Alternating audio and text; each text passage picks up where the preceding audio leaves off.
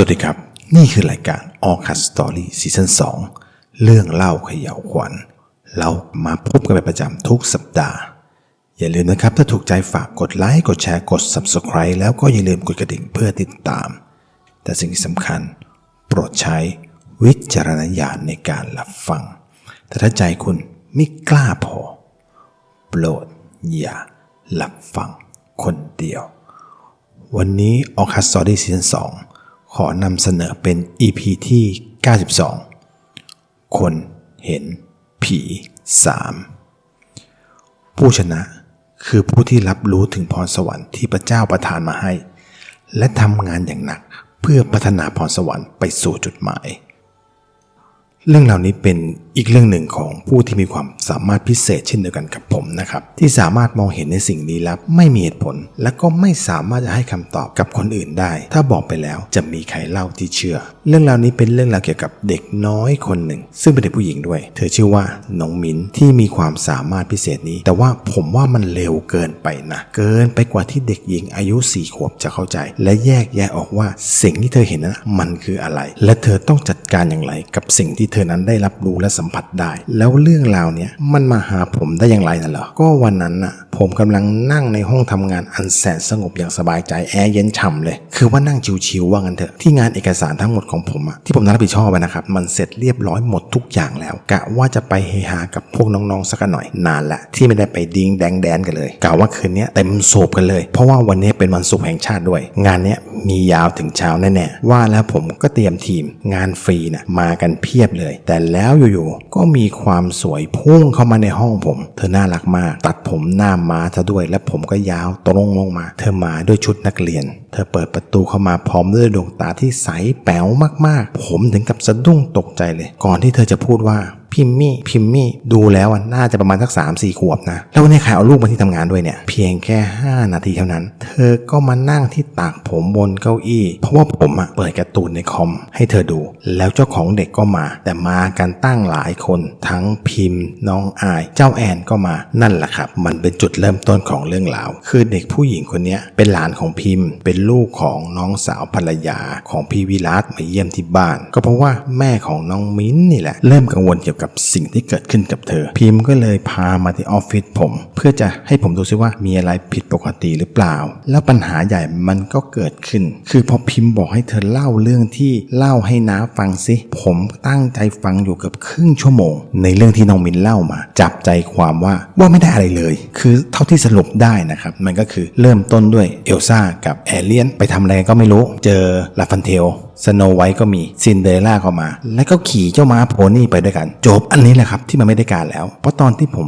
นั่งฟังน้องมินพูดอยู่ผมสัมผัสได้ถึงพลังงานอะไรบางอย่างที่ส่งออกมาจากตัวเธอซึ่งมันเป็นกำลังที่แรงมากๆและก็บริสุทธิ์ด้วยมันยังไงก็ไม่รู้ผมบอกไม่ถูกนะแต่ที่แน่คือโปรเจกต์คืนวันศุกร์เป็นอันต้องล้มเพราะว่าผมต้องไปบ้านพี่วิรัตก็แค่ไปกินข้าวกันธรรมดานะครับแต่ความจริงแล้วมันไม่ได้เป็นอย่างนั้นคือมันอึดอัดมากนั่งโต๊ะยาวกันเลยนั่งตัวตรงเป๊ะเลยคือคุณพ่อกับคุณแม่ของพี่วิรัตเขามาร่วมกินด้วยคือแม่อร่อยเลยกว่าจะได้คุยกับแม่ของน้องมินมันนานมากๆแล้วผมก็ได้รับรู้เรื่องราวที่มันไม่น่าเชื่อที่มันเกิดขึ้นกับเด็กหญิงอายุ4 ขวบมันเริ่มต้นจากงานศพคุณตาน้องมิ้นงอแงและพยายามจะเดินเข้าไปตรงที่โลงศพมันตั้งอยู่และก็กำลังมีแขกเข้ามากราบศพกันใกล้ๆนั้นเป็นสำรับที่ใส่ข้าวให้ศพคุณตามีประโยคหนึ่งที่แม่ของน้องมิ้นจับใจความได้ก็คือว่าตากินข้าวอยู่เธอจะวิ่งไปหาเพราะว่าเธอมีคุณตาดูแลมาตั้งแต่เล็กเลยแต่ก่อนหน้านี้ไม่นานเธอก็มีปัญหาที่โรงเรียนมาตั้งแต่วันแรกที่ได้เข้าโรงเรียนเลยคือโรงเรียนนั้นเป็นโรงเรียนเอกชนดังมากๆในตัวจังหวัดบอกก่อนนะครับว่าบ้านน้องมิ้นอยู่เชียงใหม่คือว่าวันแรกตอนเย็นที่มารับคุณครูก็เชิญคุยเป็นการส่วนตัวเลยแล้วครูก็บอกกับแม่น้องมิ้นว่าน้องมิ้นมีอาการแปลกๆคือไม่ยอมเข้าห้องเรียนแต่ยืนร้องไห้และจ้องมองไปที่มุมห้องอยู่อย่างนั้นแล้วก็ร้องไห้ไปมองไปงอแงอย่างไร้เหตุผลครูแนะนำให้ลองไปปรึกษา จิตแพทย์เด็กดูอาการจะได้ไม่หนักไปกว่านี้แม่ของน้องมิ้นก็เลยให้น้องมิ้นลาออกเพราะไม่ต้องการให้ผู้ปกครองคนอื่นเห็นลูกเธอเป็นตัวประหลาดจากนั้นคุณตาก็มาเสียชีวิตด้วยโรคหัวใจวายตายแบบเฉียบพลันเลยพอหลังงานศพก็มาทำบุญที่บ้านน้องมิ้นเธอยืนอยู่หน้าบ้านตอนที่พระท่านกำลังจะสวดเสร็จและน้องมิ้นก็เรียกแม่แล้วก็ชี้ไปที่หน้าบ้านคือเด็กชี้แบบว่าสายไปมาทางขวาแล้วก็ลากมาทางซ้ายเหมือนกับจะบอกว่ามีอะไรอยู่หน้าบ้านนั้นเป็นสิ่งที่น้องมิ้นเห็นแต่คนอื่นๆไม่เห็นพอแม่กอดน้องมิ้นแล้วก็อุ้มขึ้นพร้อมกับถามว่าน้องเห็นอะไรคะน้องมิ้นก็ยังคงตอบแบบงงๆแต่แม่จับใจความว่ามีคนมาเยอะแยะเลยแม่น้องมิ้นก็ตกใจแบบว่าใจสั่นเลยจังหวะที่แม่ของน้องมิ้นหันกลับเข้าบ้านหางตามันนั้นเหลือบไปเห็นซากศพเป็นสิบกำลังยืนเกาะหน้าต่างแล้วก็มองเข้ามาในบ้านสภาพศพเป็นศพแห้งๆแบบว่าหนังหุ้มกระดูกแม่น้องมิ้นเธอบอกเลยว่าเธอเครียดมากๆพาลูกเข้าห้องพอน้องมิ้นหลับไปเธอมองดูลูกแล้วเธอก็อดร้องไห้ไม่ได้แล้วก็คิดว่าอะไรที่มันทำให้น้องมิ้นเห็นอย่างนั้นและยังตอนที่พาน้องมิ้นมาทำบุญสังฆทานให้คุณตาตรงนั้นมันใกล้กับจุดกลับรถมันเกิดอุบัติเหตุกระบะไปเกี่ยวกับมอเตอร์ไซค์คนขับกับคนซ้อนโดนรถที่วิ่งมาด้านซ้ายทับตายคาที่2 ศพรถติดมากรถของแม่น้องมิ้นติดอยู่นานพอดูแล้วก็ค่อยๆขยับไหลไปเรื่อยๆโดยที่แม่ของน้องมิ้นไม่ได้สังเกตเลยว่าน้องมิ้นนั่งอยู่ด้านหลังกับพวกน้าเขานั่นแหละนั่งจ้องไปที่ศพทั้งสองตอนที่รถค่อยๆผ่านไปและพวกน้าก็พูดกับเธอว่าไม่ต้องกลัวนะคะเขาไปสวรรค์แล้วแต่น้องมิ้นตอบว่ายังนั่งอยู่ตรงนั้นรอม้าโพนี่มาแม่ของน้องมิ้นบอกเลยว่าเธอขนลุกไปทั้งตัวพอหันไปดูด้านข้างคราวนี้เธอเห็นเลยมันจริงอย่างที่น้องมิ้นบอกคือเธอเห็นชาย2 คนที่นั่งอยู่ริมฟุตบาทริมถนนใกล้ๆกับศพโดยที่ทั้ง2 คนใส่ชุดเดียวกับผู้ที่นอนเสียชีวิตอยู่กลางถนนทั้ง2 คนเลยแล้วก็ตอนที่ไปตลาดกับพวกป้านาเขานั่นแหละน้องมิ้นกลับมาบ้านพร้อมกับการร้องไห้สะอึกสะอื้นคือน้องมิ้นยังเล่าแบบงงๆให้ป้านาฟังก็ยังคงไม่เข้าใจเหมือนเดิมจนเธอมันเล่าให้แม่ของเธอฟังแม่จับใจความได้ว่าตอนที่ไปซื้อปลาในตลาดน้องมิ้นได้เห็นกลุ่มคนที่มีสภาพน่ากลัวมากๆนั่งล้อมเศษซากของปลาที่เขาชำแหละแล้วก็แย่งกันกินเศษซากปลาที่เขาชำแหละทิ้งในถังขยะนั่นแหละน้องมิ้นเห็นคนหนึ่งที่มีดวงตาคือมันกลวงโบและก็มีเลือดไหลออกมาพร้อมๆกับหนอนตัวใหญ่มากๆหัวใจคนเป็นแม่มันเครียดมากไม่ได้ละเท่าที่คิดได้ก็คืออยากจะบอกใครสักคนให้รับรู้เรื่องนี้บ้างถ้าเป็นพ่อของน้องมิ้นด้วยยิ่งบอกไม่ได้เลยเพราะไม่เชื่อเรื่องนี้เลยและพยายามจะทำให้มันเป็นเรื่องของเด็กที่จินตนาการไปเองคือเป็นเรื่องของเด็กเพียงแค่ช่วงระยะเดียวก็หายและเด็กก็จะจำไม่ได้ว่าเกิดอะไรขึ้นในช่วงที่ผ่านมาแต่สิ่งที่ทำให้พ่อของน้องมิ้นเริ่มเห็นเริ่มตาสว่างก็ตอนที่พาไปร้านสะดวกซื้อในช่วงค่ำคือน้องมิ้นบอกว่าอยากกินไอติมพ่อก็เลยพาไปแต่ว่าตอนที่อยู่ในร้านน้องมิ้นก็บอกอะไรบางอย่างกับพ่อเธอแต่ว่าพ่อเธอไม่เข้าใจแล้วเธอก็ร้องงอแงขนาดไอติมเธอยังไม่เอาเลยอะไรที่เธอพูดพ่อของเธอฟังไม่รู้เรื่องจับใจความไม่ได้กลับถึงบ้านพ่อของน้องมิ้นก็ไม่สนใจอะไรไม่ได้บอกอะไรเกี่ยวกับเรื่องที่น้องมิ้นได้บอกกับเขากับแม่ของน้องมิ้นเลยพอวันต่อมาน้องมิ้นก็ร้องไปซื้อไอติมอีกไปร้านเดิมด้วยนะแต่คราวนี้แม่ไปด้วยและน้องมิ้นก็พยายามที่จะบอกกับแม่แต่ว่าเธอต้องการอะไรซึ่งก็ยังจับใจความไม่ได้จนหนึ่งในคนขายออกมาจากเคาน์เตอร์แล้วตรงมาที่น้องมิ้นถึงคนขายจะไม่รู้เรื่องในสิ่งที่น้องมิ้นบอกแต่มันก็มีบางคำที่พอจะประติดประต่อเรื่องได้ก็คือที่หน้าร้านเนี่ยเคยมีคนจรจัดมานอนแถวหน้าร้านตรงลานจอดด้านหน้าคือเป็นเด็กผู้ชายน่าจะอายุประมาณ10 กว่าแล้วล่ะคือวิ่งไปมาเก็บขยะของเหลือที่ถังขยะหน้าร้านนั่นแหละและเมื่ออาทิตย์ก่อนเด็กชายคนนั้นโดนรถกระบะส่งของที่มาส่งของที่ร้านนี่แหละชนตรงหน้าร้านเลยพอฟังน้องมิ้นเล่าแล้วก็พอจะรู้ได้ว่าเธอคงเห็นเด็กชายคนนั้นแน่ๆเพราะว่าเขาชอบมายืนดูตรงหน้าประตูเลยตอนที่ลูกค้าเข้ามาซื้อของซึ่งคนขายบอกว่าหลังจากที่เด็กชายคนนั้นตายไปประตูหน้าร้านสะดวกซื้อที่เป็นประตูแบบอัตโนมัติมันก็เปิดเองทั้งที่ไม่มีใครเดินเข้ามาแล้วก็ไม่มีหมานอนขวางประตูด้วยนะปิดเปิดอยู่อย่างนั้นทั้งคืนบางครั้งก็เปิดค้างเอาไว้เลยจนตอนเนี้ยเด็กๆในร้านไม่มีใครจะกล้าอยู่ตอนกลางคืนกันละพ่อน้องมิ้นได้ฟังแล้วก็ไม่เชื่อก็เลยซื้อขนม กับน้ำตามที่น้องมิ้นชี้เลยแล้วก็ให้น้องมิ้นเอาไปให้เด็กชายคนที่น้องมิ้นเห็นแล้วน้องมิ้นก็เดินออกไปเอาของไปวางตรงที่เด็กชายคนนั้นมาอาศัยนอนเป็นประจำก่อนที่จะเสียชีวิตเด็กที่ขายของในร้านออกมาดูกันทุกคนพอเห็นในสิ่งที่น้องมิ้นทำถึงกับขนลุกกันเลยแล้วก็บอกว่าใช่ค่ะเด็กชายคนนั้นชอบนอนตรงนั้นพ่อของน้องมิ้นถึงกับพูดอะไรไม่ออกเลยเหมือนกับว่าจะยอมรับแล้วว่าลูกสาวตัวน้อยของเขามีความสามารถพิเศษในสิ่งที่เขาก็ไม่สามารถอธิบายได้แล้วแม่น้องมิ้นก็คิดได้ว่าพาลูกออกมาจากที่เดิมๆสักพักเผื่อว่าอะไรมันจะดีขึ้นพอดีกับว่าแม่ของน้องมิ้นมีเรื่องจะมาปรึกษาพี่สาวก็ภรรยาพี่วิรัตนั่นแหละครับเป็นเรื่องของแม่อุ้ยบัวตองมีศักดิ์เป็นย่าของแม่น้องมิ้นซึ่งภรรยาของพี่วิรัตเป็นลูกพี่ลูกน้องกับแม่น้องมิ้นนะครับและตอนนี้แม่อุ้ยบัวตองอายุเข้าไป90กว่าแล้วส่วนมากก็จะนอนเฉยๆมากกว่าแต่ว่ามันมีสิ่งที่มันผิดปกติเกิดขึ้นกับแม่อุ้ยบัวตองก็คือว่าในทุกวันที่น้องมิ้นกลับจากโรงเรียนคือตอนนี้ย้ายมาอยู่ที่โรงเรียนใกล้ๆกับหมู่บ้านที่น้องมิ้นอยู่นะครับและแม่น้องมิ้นก็จะมาหาอุ้ยบัวตองทุกวันก็คือน้องมิ้นตามแม่มานั่นแหละก็มีบางวันที่น้องมิ้นกล้าเข้าไปหากล้าเข้าไปเล่นกับแม่อุ้ยเล่นกันแบบปกติเลยแต่ถ้าวันไหนน้องมิ้นพูดว่าไม่ใช่อุ้ยเธอจะไม่กล้าแม้แต่มองหน้าหรือว่าวิ่งไปหาเหมือนยังเคยได้แต่ยืนอยู่หน้าห้องหรือว่าออกไปเลยไปเล่นกับพวกน้าป้าจนถึงจุดพีคที่เธอพูดว่าคิดถึงอุ้ยจังทั้งที่อุ้ยบัวตองก็นอนอยู่ตรงหน้าเธออันนี้นั่นแหละที่ทำให้แม่ของน้องพิมพ์พาลูกสาวมาที่นี่เพื่อมาหาภรรยาพี่วิรัตแล้วพี่วิรัตนั่นแหละก็บอกว่า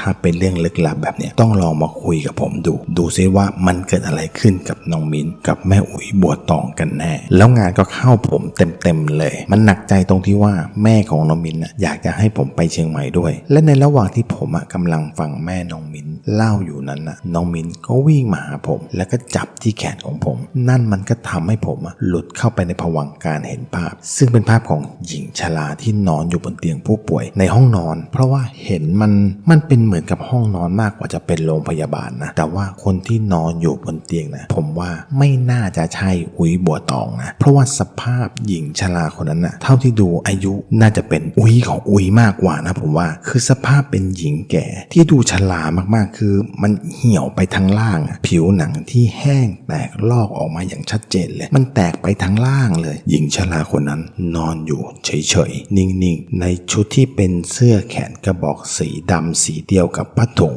และที่ใบหน้าของหญิงชราคนนั้นเธอนอนลืมตาทำให้เห็นดวงตาสีขาวแบบไม่มีตาดำเลยและที่เด่นอีกอย่างหนึ่งคือเล็บของหญิงชราคนนั้นมันยาวและแหลมคมซึ่งเขาเป็นสีดำสนิทเลยเหมือนกันแต่ที่น่าตกใจมากก็คือว่าผมหลุดออกจากภวังค์ของการเห็นภาพก็เพราะว่าน้องมิ้นเธอดึงแขนผมให้รู้สึกตัวผมได้สติกลับมามองที่หน้าน้องมิ้นแล้วเธอก็พูดกับผมว่าไม่ใช่อุ้ยคิดถึงอุ้ยจัง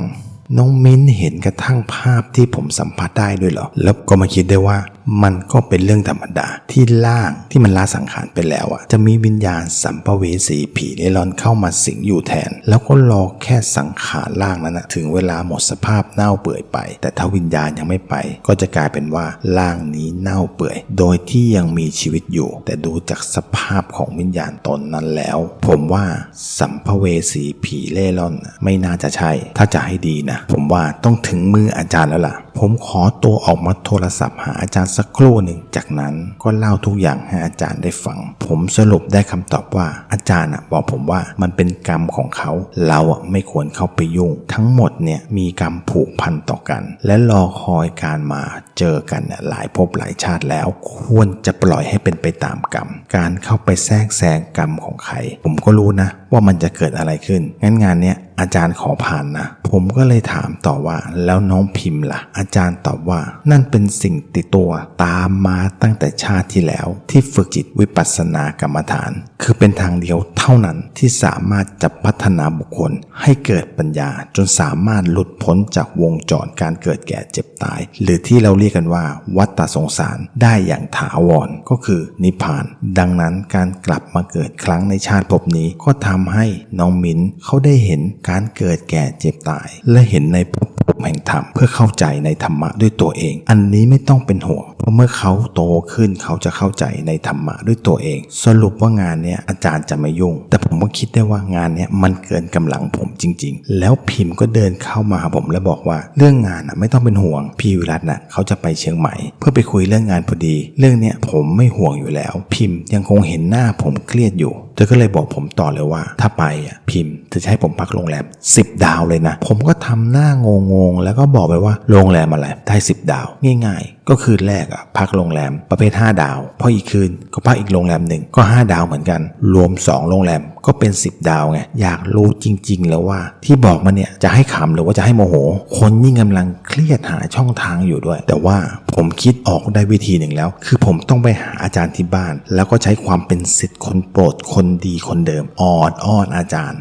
เดี๋ยวอาจารย์ก็ใจอ่อนเชื่อผมดิผมก็เลยเดินทางไปพร้อมกับพิมพ์แล้วก็น้องมิ้นและแม่ของน้องมิ้นด้วยตอนไปถึงอาจารย์เพิ่งจะสวดมนต์ท่องพระเวทเสร็จอยู่ที่ห้องพระชั้น2ข้างบนซึ่งมีผมเพียงคนเดียวเท่านั้นในบรรดาหมู่ลูกศิษย์ทั้งหมดซึ่งมีไม่กี่คนที่จะสามารถขึ้นไปชั้นบนและเข้าห้องพระผมก็เลยใช้อภิสิทธิ์นั้นเดินขึ้นไปหาอาจารย์ข้างบนแล้วก็เล่าเรื่องราวให้ฟังอย่างละเอียดแต่ว่าอาจารย์ยังคงยืนยันคำเดิมว่าเราเข้าไปยุ่งไม่ได้มันไม่ดีควรปล่อยให้มันเป็นไปตามกรรมเพื่อจบการจองเวรในภพนี้เพราะว่าอุ้ยบัวตองปรงแล้วในชาตินี้เพื่อที่จะให้มันสิ้นสุดกรรมหมดไปในชาตินี้เลยในเมื่อแผนแรกใช้ไม่ได้ผลต้องใช้แผน2อาจารย์ครับเราไปพักโรงแรม5 ดาวก็ได้นะตอนเย็นเขามีขันโตกชุดใหญ่เลี้ยงด้วยนะมีแกงอ่อมเนื้อสูตรลับทางเหนือหอมพริกลาบเข้มข้นโดนใจลาบเหนือนั่นก็คือลาบคั่วหมู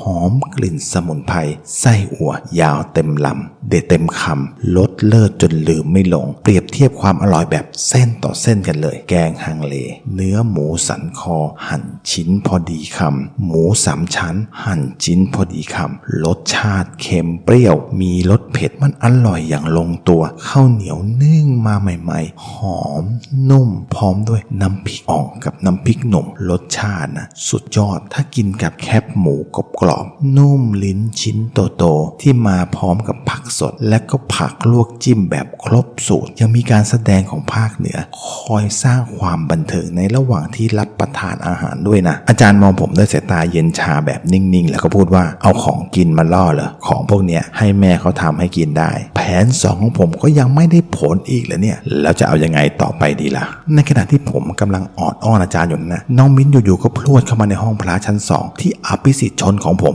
เธอมาได้ยังไงไม่ใช่เพียงแค่นั้นน้องมิ้นเดินเข้าไปหาอาจารย์แล้วก็นั่งที่ตักพร้อมกับพูดว่าปู่เที่ยวบ้านมิ้นกันเพียงแค่นั้นจริงๆจากเหล็กกล้าอันแข็งแกร่งกลายเป็นดินน้ำมันอันเหลวเป๋วไปเลยอาจารย์นั่งเล่นกับน้องมิ้นประหนึ่งว่าเป็นหลานของตัวเองแล้วก็อุ้มขึ้นเดินออกจากห้องไปแต่ตอนที่กำลังจะออกประตูอาจารย์หันมาบอกกับผมว่าเครื่องออกกี่โมงแล้วไปบอกแม่สิว่าจะไปด้วยกันไหมเชียงใหม่ให้เตรียมของด้วยโทรไปบอกศิษย์พี่ใหญ่กับศิษย์พี่รองให้ไปเจอกันที่โน่นด้วยนะแล้วก็เดินออกไปและหลังจากที่อาจารย์อุ้มน้องมิ้นก้าวออกไปจากห้องผมก็สัมผัสอะไรบางอย่างมันแปลกๆมันมีกลิ่นเน่าๆมันลอยมาจากหัวของผมเองนี่ผมกลายเป็นหมาหัวเน่าไปแล้วเหรอเนี่ยนั่งอ้อนวอนหลอกล่ออยู่ตั้งนานน้องมิ้นมาแค่5 นาทีตกลงไปซะอย่างนั้นนี่มันอะไรกันเนี่ยแล้วเราก็เดินทางกันในวันรุ่งขึ้นเครื่องไปถึงช่วงประมาณบ่าย 2แล้วเราเดินทางไปที่บ้านของอุ้ยบัวตองกันก่อนซึ่งพี่ใหญ่กับพี่รองและก็พี่นัทมารอตั้งแต่เที่ยงแล้วล่ะคือศิษย์พี่ทั้งสองตอนโทรไปหาพวกพี่เขาอยู่ลำพูนไปตั้งศาลพระพรหมกันโดยที่ให้พี่นัทเขาขับรถไปก็เลยมาเจอกันที่บ้านของอุ้ยบัวตองเลยดีกว่าแล้วแวบแรกที่ผมลงจากรถมันก็มีภาพเข้ามาในหัวผมในวินาทีนั้นเลยว่าร่างที่นอนอยู่บนห้องของอุ้ยบัวตองนั้นมันเป็นภาพเดียวกับที่ผมได้เห็นมาแล้วตอนที่นั่งคุยกับแม่ของน้องมิ้นแล้วความเย็นเฉียบที่ผมว่าทุกคนคงไม่รู้สึกเนี่ยคงต้องไม่รู้สึกอย่างผมแน่ๆเลยเพราะว่าทุกคนต่างเดินเข้าไปนั่งในบ้านกันเฉยๆกันหมดเลยและน้องมิ้นก็เดินมาหาอาจารย์แล้วก็บอกว่าอุ้ยไม่มีอุ้ยไม่อยู่พออาจารย์ถามกลับไปว่าแล้วใครล่ะที่อยู่น้องมิ้นกลับตอบว่าไม่รู้หนูกลัวแล้วพออาจารย์ถามว่าเคยเห็นคนนั้นมาก่อนไหมน้องมิ้นก็พยักหน้าแล้วพูดว่าเคยจากนั้นก็ชี้ไปที่หลังบ้านแล้วน้องมิ้นก็จูง มืออาจารย์ให้ไปกับเธอปรากฏว่าน้องมิ้นพาอาจารย์ไปที่หลังบ้านซึ่งมันเป็นทุ่งนาโล่งๆเดินตามคันนาไปแล้วก็มาหยุดตรงที่เสาไม้เก่าๆที่หักกลางเพราะว่ามันน่าจะโดนปลวกกินนะสภาพที่ผมเห็นนะมันดูเหมือนกับว่าเป็นศาลพระภูมิเก่าๆที่ไม่ได้มีใครมาดูแลนานแล้วคนที่บ้านนั้นบอกว่าเป็นศาลอะไรก็ไม่รู้อยู่ตรงเนี้ยนานมากๆแล้วคือมันอยู่ในสภาพที่ผุพังและก็เก่าแบบนี้ตั้งแต่ตอนที่เขายังเด็กๆกันอยู่เลยซึ่งในบริเวณเนี้ยน้องมินน่ะไม่เคยเดินมาถึงเลยแค่จะออกมาจากบ้านออกจากตรงหลังบ้านนะครับผมก็ยังไม่เคยเลยพอได้ฟังจบอาจารย์ก็เดินกลับแล้วก็มุ่งตรงไปที่ห้องนอนของแม่อุ้ยบัวตองในทันทีก่อนเข้าไปอาจารย์ก็พูดว่าให้เฉพาะคนที่เรียกเท่านั้นนะก็คือมีแค่พี่ใหญ่กับพี่รองแต่ก่อนที่อาจารย์จะเข้าไปหันมาหาผมแล้วก็บอกว่าตามมาด้วยสินั่นแสดงว่าผมไม่ใช่มาหัวเน่าแล้วเห็นความสำคัญของผมแล้วละสิ และอยู่ๆก่อนจะเข้าไปก็หันมาหาผมแล้วก็บอกว่าจะไม่เข้าไปก็ได้นะไม่ได้บังคับอ้าวไงงั้นล่ะผมก็เลยพรวดเข้าไปก่อนหน้าอาจารย์เลยตอนเข้าไปแวบแรกผมถึงกับพังงะเลยในสิ่งที่ผมได้เห็นและเรื่องราวที่เล่าต่อไปเนี่ยมีแต่คนที่เข้าไปในห้องเพียงเท่านั้นที่เห็นว่ามันมีหญิงชราที่นอนอยู่บนเตียงตรงหน้านั่นแหละครับสภาพที่เห็นเป็นหญิงชราอายุต้องเกิน100แน่ๆแหละมันเป็นเหมือนในภาพที่ผมเห็นเลยคือทั้งล่างเป็นสีม่วงคล้ำออกจะดำผมยาวขาวโพลนไปทั้งหัวสภาพผิวที่แห้งกร้านมันมีแผลปุของที่มันยังมีน้ำเหลืองค่อยๆไหลออกมาทีละนิดนะและมันก็ยังเหี่ยวไปทั้งล่างผิวหนังที่แห้งแล้วมันก็แตกออกมันเห็นชัดเจนเลยนอนหลับตาพลิ้มอยู่บนเตียงของอุ้ยบัวตองราวกับว่าเป็นเจ้าของร่างเป็นเจ้าของห้องเป็นเจ้าของสถานที่แล้วสิ่งที่ไม่คาดคิดก็เกิดขึ้นทันทีเมื่อเสียงประตูมันปิดสนิทดังขึ้นอันนี้มันเป็นเหตุการณ์ที่ผมไม่เคยคิดมาก่อนเลยว่าผมจะได้เห็นร่างของผีตัวนั้นกระโดดขึ้นมาค่อมร่างของอุ้ยบัวตองโดยที่ร่างของผีตัวนั้นมันเป็นกายหยาบที่กระโดดขึ้นจากกายหยาบของอุ้ยบัวตองแล้วก็มายืนค่อมโดยหันหน้ามาทางปลายเท้าซึ่งตรงนั้นมันตรงกับจุดที่อาจารย์กับพวกผมยืนอยู่โดยที่ผีตัวนั้นมันจ้องมาที่อาจารย์คนเดียวโดยที่ดวงตานั้นมันมีแต่สีดำสนิทแทนสีขาวและก็แยกเขี้ยวให้เห็นฟันอันคมกริบอยู่เต็มปากและมันก็ยังตั้งท่าพร้อมที่จะพุ่งกระโจนเข้ามาหาอาจารย์เพียงลำพังแต่อาจารย์ผมรับหมากจากผมแล้วก็ค่อยๆเคี้ยวอย่างใจเย็นก่อนที่จะเริ่มท่องพระเวทแบบพึมพำซึ่งเจ้าผีตัวนั้นก็ทำอะไรที่ผมไม่คาดคิดเลยว่ามันจะทำคือมันใช้เท้าขวากระทืบลงที่อกของอุ้ยบัวตองอย่างแรงคนแก่อายุ90กว่าแล้วแล้วก็ไม่รู้สึกตัวไม่มีทางสู้ด้วยผมเห็นอุ้ยบัวตองเจ็บอย่างแสนสาหัสแต่ว่าร้องไม่ออกได้แต่อ้าปากแล้วก็น้ำตาไหลทำได้แค่เพียงดิ้นเพียงเล็กน้อยเท่านั้นและในวินาทีเดียวกันนั้นผีตัวนั้นมันกระโจนจากเตียงพุ่งเข้าหาอาจารย์ในวินาทีนั้นเลยอาจารย์เหมือนรู้แล้วว่ามันจะพุ่งตรงมาแน่ๆและในจังหวะนั้นอาจารย์ใช้เพียงนิ้วชี้ข้างขวาเพียงเท่านั้นชี้ไปตรงที่หน้าผากของผีตนนั้นมันทำให้ร่างของผีตัวนั้นลอยค้างอยู่บนอากาศกระดิกอะไรไม่ได้เลยเพราะว่าตอนนั้นอาจารย์ยังท่องพระเวทอย่างต่อเนื่องอยู่ๆอาจารย์ก็หยุดท่องพร้อมกับหันมาบอกผมว่าให้ผมท่องพระเวทบทอำนวยพรเทพซึ่งบทนี้ผมยังท่องไม่คล่องเลยยังตกหล่นในบางคำอาจารย์ก็ย้ำให้ผมเริ่มท่องได้แล้วผมก็เลยต้องท่องแบบวัดใจกันไปเลยถ้าผมท่องผิดพลาดแม้แต่คำเดียวตัวเดียวเท่านั้นอันนี้ต้องเริ่มต้นใหม่แต่ว่าจะมีโอกาสได้เริ่มต้นใหม่หรือเปล่าผมก็ไม่รู้จากนั้นผมก็เริ่มท่องด้วยความตั้งใจพร้อมกับอาจารย์ก็ยังท่องพระเวทพึมพำอย่างต่อเนื่องโดยใช้นิ้วชี้ที่หน้าผากให้ร่างของผีตัวนั้นมันลอยค้างอยู่กลางอากาศกระดิกกระเดี้ยไม่ได้เหมือนเดิมเพราะผมท่องพระเวทไปสัก2ส่วนแรกแล้วทั้งพี่ใหญ่พี่รองก็เห็นภาพพร้อมๆกันรวมถึงผมกับอาจารย์ด้วยคือมันเห็นแล้วว่ามีร่างของเทพเป็นร่างเรืองแสงโปร่งใสค่อยๆปรากฏขึ้นเต็มห้องไปหมดเลยกลิ่นดอกไม้หอมฟุ้งไปหมดเลยในเวทีที่เทพต่างๆค่อยๆปรากฏตัวขึ้นพี่รองก็รีบเปิดถุงแล้วก็เอาดอกไม้โปรยที่เตรียมมาโปรยขึ้นเพื่อเป็นการสักการะและแสดงความเคารพต่อเทพต่างๆที่ลงมาอำนวยอวยพรให้ตามพระเวทที่ได้ท่องไปแล้วอยู่อาจารย์ก็เอามือที่ชี้หน้าผีตัวนั้นลง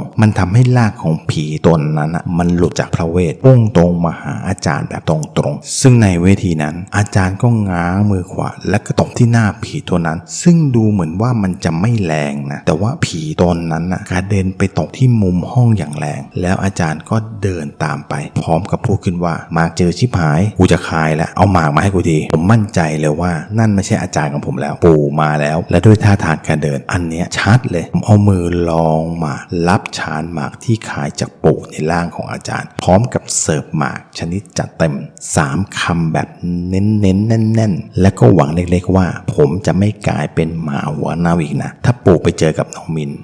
ปู่ในร่างของอาจารย์เดินตรงไปที่ร่างของผีตัวนั้นซึ่งผมก็ยังงงอยู่ว่าผีมีกายหยาบอุ้ยบัวตองก็มีกายหยาบแล้ววิญญาณของอุ้ยบัวตองก็ยังไม่ได้ออกจากร่างเลยมันเป็นไปได้ยังไงซึ่งเรื่องเนี้ยอาจารย์ได้บอกกับผมในตอนหลังว่าผีตนเนี้ยมีแรงอาฆาตมากและอยู่อย่างนั้นคืออยู่ตรงนั้นนะครับเพื่อรอคอยกันมาเจอกันเนี่ยหลายภพหลายชาติสะสมไว้แต่เพียงความโกรธความแค้นไม่ได้บำเพ็ญเพียรอะไรเลยทุกขณะจิตมีแต่ความแค้น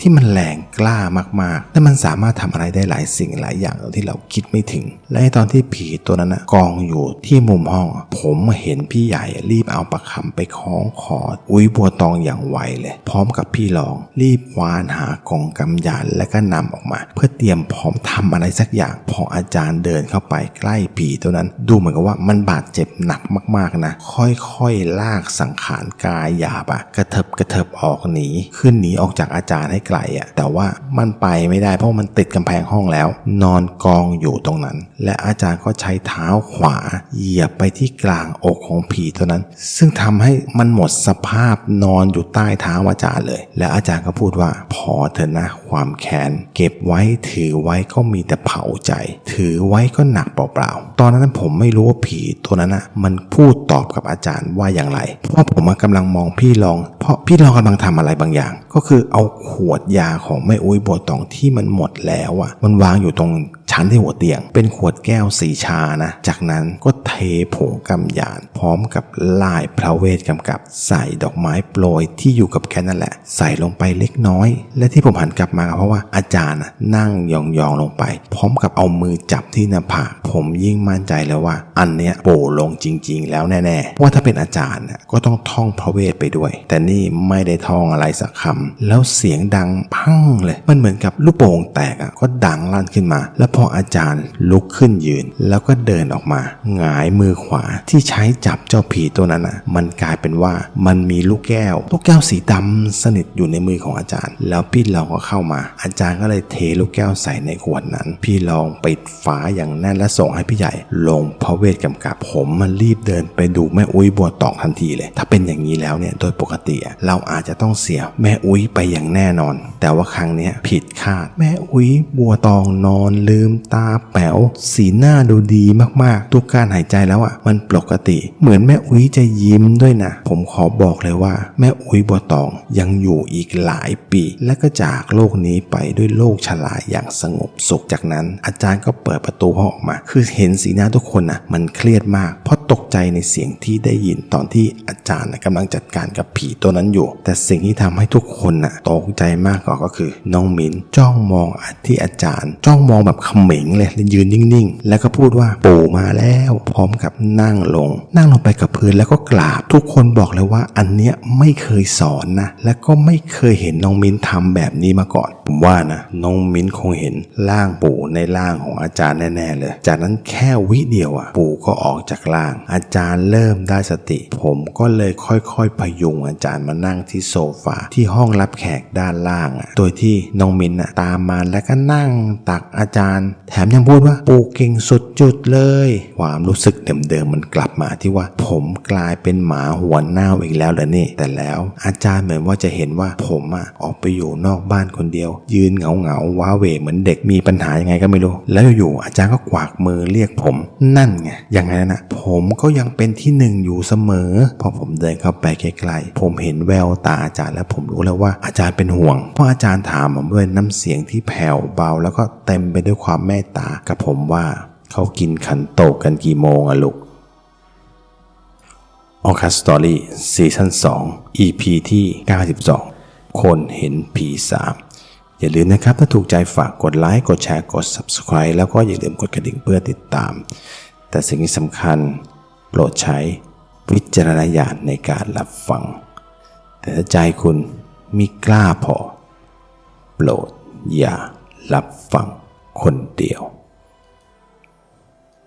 ถึงยังไงแล้วผมก็ยังอดสงสัยไม่ได้ว่ากรณีของน้องมิ้นจะทำอย่างไรก่อนที่น้องมิ้นจะมีปัญหาทางจิตก็เรื่องเห็นผีนั่นแหละอาจารย์บอกว่าอาจารย์ได้กำชับกับทุกคนแล้วเรื่องการเห็นผีของน้องมิ้นมันไม่ใช่เรื่องร้ายขอให้ทุกคนเข้าใจไว้ในเรื่องนี้ถ้าน้องมิ้นเห็นผีเมื่อไหร่ไม่ว่าสภาพที่เห็นจะเป็นยังไงให้บอกน้องมิ้นว่าเขาทำอะไรเราไม่ได้ไม่ต้องกลัวยิ่งเขามาในสภาพน่ากลัวมากๆก็ให้น้องสงสารเขาเพราะพวกเขาต้องทนทุกข์เจ็บปวดและก็หิวมากๆทางแก้ง่ายๆก็คือให้ตั้งชื่อพวกเขาเอาไว้แล้วเราก็ไปทำบุญให้และตอนที่อนุโมทนาบุญหรือกรวดน้ำให้เรียกชื่อพวกเขาให้มารับผลบุญกุศลนั้นคือในทางปฏิบัติตอนแรกหลวงพ่อที่ไปถวายสังฆทานก็งงว่าทำไมชื่อคนที่กรวดน้ำให้ชื่อมันแปลกๆมีทั้งมินเนี่ยนชิซุกะมินนิและอื่นๆอีกมากมายแต่พอพ่อกับแม่ของน้องมินอธิบายให้ฟังหลวงพ่อก็เข้าใจได้แต่ยิ้มแล้วก็หัวเราะแบบเอ็นดูในความน่ารักของน้อง